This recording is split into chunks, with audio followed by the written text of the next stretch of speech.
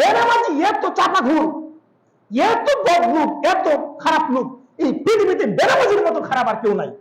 বেনামাজি সুদখোর, ঘুষখোর, জমিখোর, এবাখোর, গাঁজাখোর, ফেন্সিডিলখোর, বিড়িখোর, তামাকখোর সকলের চাইতেও বেনামাজি খারাপ। কি বলেন ঠিক কিনা?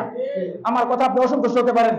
বেনামাজি একটা লোক সুদ খাচ্ছে, একটা লোক নগদ সুদ খাচ্ছে, কিন্তু সে তাওবা করলে হয়তো তার সাময়িক শাস্তি হতে পারে, তাকে মাফ করে আল্লাহ জান্নাত দিতে পারে। সুবহানাল্লাহ বলেন।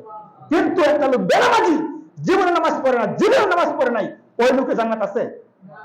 হ্যাঁ, বেনামাজি এত বন্ধ লোক, এত বদ লোক, একটা লোক মদ খাচ্ছে, সুদ খাচ্ছে, জেনা করছে, আল্লাহ তাকে ওই জেনার গুনাহ মাফ করবে, সুদের গুনাহ মাফ করবে, তাকে জান্নাত দিবে। কিন্তু বেনামাজি যে জীবনে নামাজ পড়ে না, ওর কোন মাফ নাই। ওর ইমান, বেনামাজির কোন ইমান আছে?